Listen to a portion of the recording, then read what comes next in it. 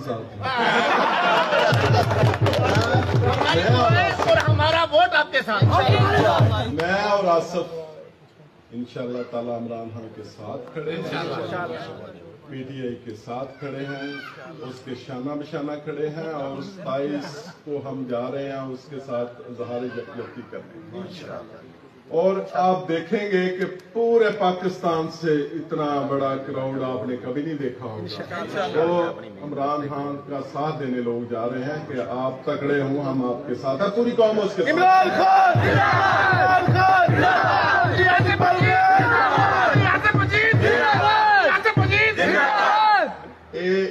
इमरान खान ने मेरा तुम सुनिया होना है कि जलसे तो पहला इलेक्शन तो पहला उन्हें क्या सी कि सारे चोर इकट्ठे होने ने एक दिन टांगे जी कांपे आज उनकी खुदा की कसम कांपे टांग रहे। देखे ये 1-2 दिन में क्लियर हो जानी हर चीज इंशाअल्लाह ताला। इमरान खान की हुकूमत कहीं नहीं जा रही और अगर खुदा न खास्ता कि सब चोरों ने मिलकर कुछ किया भी अगले इलेक्शन में इमरान खान भरपूर भारी